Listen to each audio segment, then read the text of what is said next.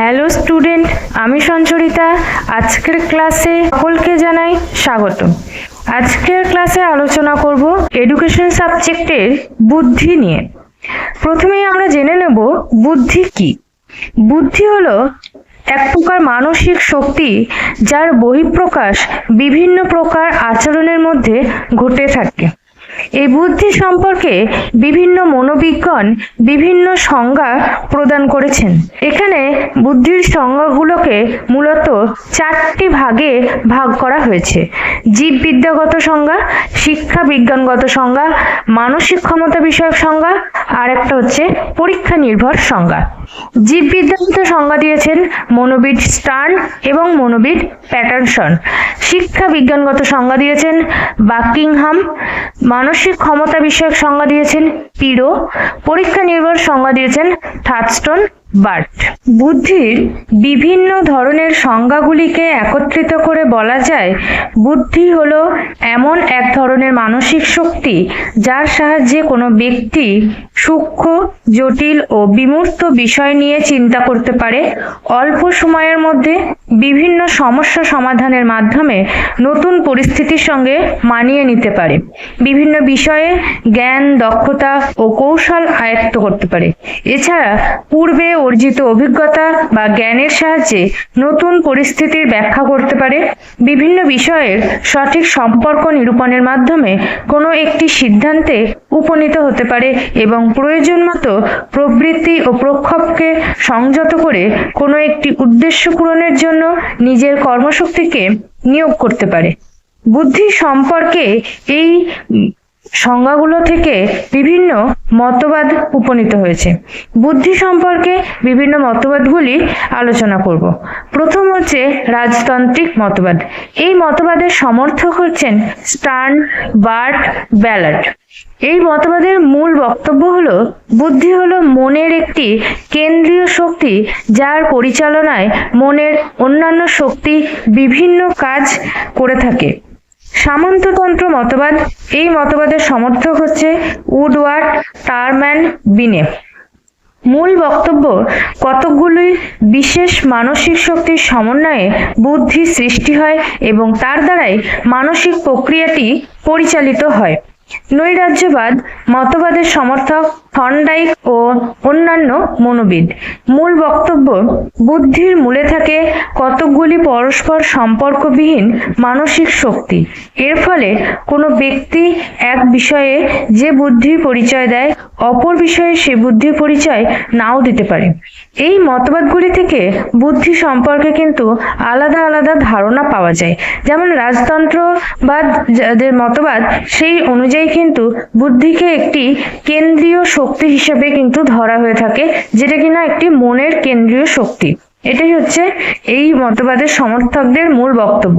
এবং সামন্ততন্ত্রবাদ অনুযায়ী হচ্ছে অনেকগুলি মানসিক ক্ষমতা বা মানসিক শক্তির সমন্বয়ে যে একটা তৈরি হয় শক্তি, সেটাকেই কিন্তু বলা হয় বুদ্ধি। আর নৈরাজ্যবাদীদের মতে হচ্ছে কতগুলি পারস্পরিক সম্পর্কবিহীন মানসিক শক্তি হচ্ছে বুদ্ধি। তাহলে বুদ্ধি সম্পর্কে আমরা একটা ধারণা পেলাম যে বুদ্ধি কাকে বলে, বুদ্ধির বিভিন্ন 4 রকমের সংজ্ঞা এবং বুদ্ধির এই 3টে মতবাদ। মনোবিদ স্টর্ডার্ড বুদ্ধির 9টি বৈশিষ্ট্য বা গুণের কথা বলেছেন এবং তিনি এই গুণ বা বৈশিষ্ট্যের কথা মিনিং অফ ইন্টেলিজেন্স বইয়ে বিশদ বিবরণ দিয়ে ব্যাখ্যা করেছেন।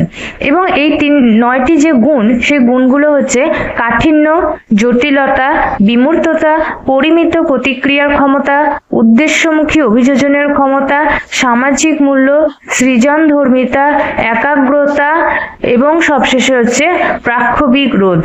বুদ্ধির বৈশিষ্ট্য, সহজাত বা জন্মগত। বুদ্ধি হলো এমন এক ধরনের মানসিক ক্ষমতা যা প্রত্যেকটি শিশু এবং ব্যক্তির মধ্যে, অর্থাৎ কোনো প্রাণীর মধ্যেই কিন্তু এই শক্তিটি থাকে, তাই এটাকে কিন্তু বলা হয় সহজাত বা জন্মগত। 2 নম্বর পয়েন্ট হচ্ছে অর্জিত। বুদ্ধি কিন্তু পরবর্তীকালে অর্জনও করা যায় এবং এর ফলে কিন্তু কারোর বুদ্ধি বাড়ে বা কারোর বুদ্ধি বেশি হয়, কারোর বুদ্ধি কিন্তু কম হয়ে থাকে। বুদ্ধির মধ্যে ব্যক্তিভেদে পার্থক্য লক্ষ্য করা যায়। বুদ্ধি বিভিন্ন অভিজ্ঞতার মাধ্যমে কিন্তু অর্জন করা যায়। পূর্ব অভিজ্ঞতার ভিত্তিতে শিখনে সহায়তা। বুদ্ধি হলো এমনই এক মানসিক সামর্থ্য যা পূর্বে অর্জিত জ্ঞান বা অভিজ্ঞতার মাধ্যমে বর্তমানের বিভিন্ন সমস্যা সমাধানে সহায়ক হয়ে থাকে। অর্থাৎ পূর্বে যে আমরা অভিজ্ঞতা অর্জন করেছি তার মাধ্যমে কিন্তু আমরা সমস্যাগুলোকে সমাধান করতে পারবো। যদি একটা উদাহরণ দিয়ে বোঝানো যায় তাহলে বলা যেতে পারে যে ঐকিক নিয়মের অঙ্ক করতে গেলে আমরা কিন্তু প্রথমেই যে যোগ বিয়োগ গুণ ভাগ এই ধারণাটা শিখেছিলাম, সেই যে পূর্বে অভিজ্ঞতাটা ছিল তার ভিত্তিতেই কিন্তু বুদ্ধি সংগঠিত হয়েছে এবং সেই বুদ্ধি দিয়ে কিন্তু বর্তমানে যে ঐকিক নিয়মের অঙ্ক সেই সমস্যাটা কিন্তু সমাধান করতে সক্ষম হচ্ছে। তাহলে বুদ্ধি পূর্বে যে জ্ঞান সেই অভিজ্ঞতা থেকে শিক্ষা লাভ করে বর্তমানে কর্ম সম্পাদনে সহায়তা করে। পরিবর্তিত পরিবেশে মানিয়ে নিতে সহায়তা। বুদ্ধির একটি অত্যন্ত গুরুত্বপূর্ণ কাজ এটি। বুদ্ধি হলো জীবনের নতুন সমস্যা বা পরিবেশের সঙ্গে মানিয়ে নিতে সাহায্য করে থাকে। বৈচিত্র্যময় পরিবেশে একজন বুদ্ধি সম্পন্ন মানুষই কিন্তু সঠিকভাবে মানিয়ে নিতে পারে। জটিল ও বিমূর্ত বিষয় চিন্তনে সহায়তা। বুদ্ধির সাহায্যে আমরা সূক্ষ্ম, জটিল এবং বিমূর্ত বিষয় নিয়ে চিন্তা করতে পারি।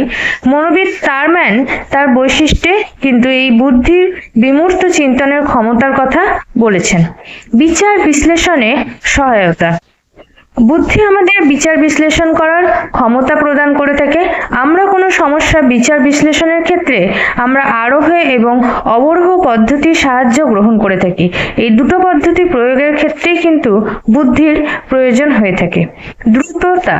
বুদ্ধির সাহায্যে যে কোনো কাজ কিন্তু আমরা খুব দ্রুত করতে পারি।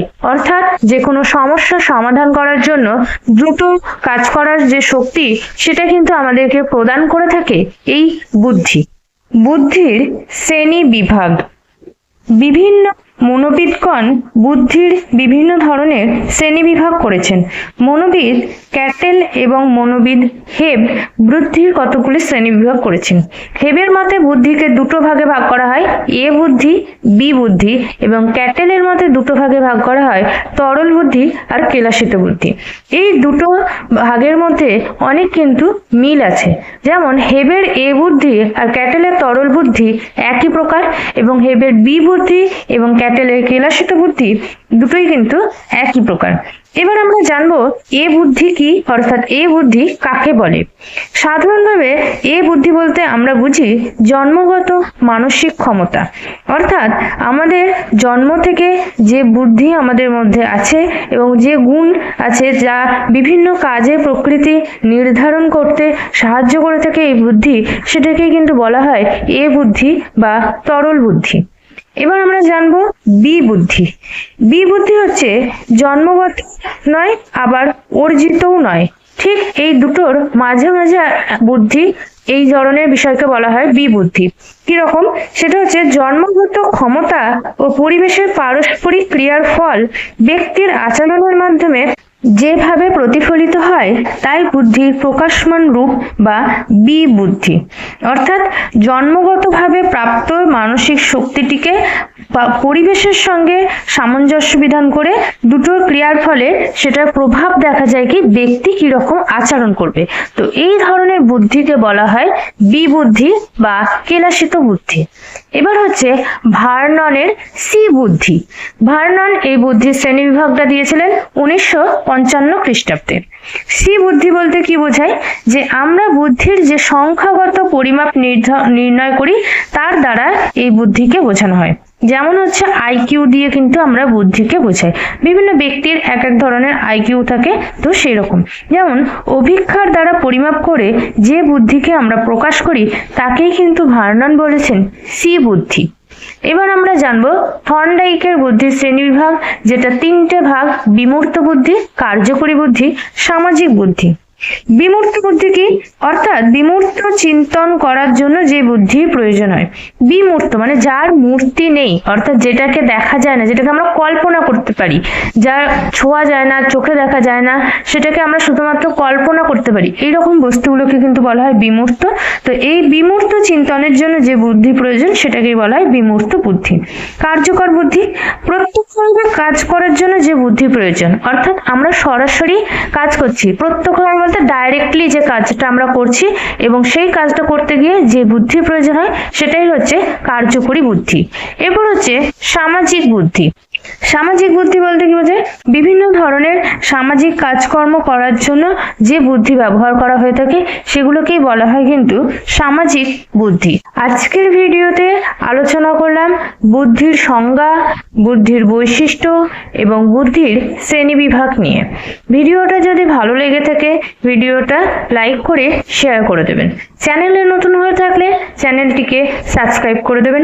আজকের ভিডিওটা এখানেই শেষ করছি। দেখা হচ্ছে পরবর্তী কোনো ভিডিও।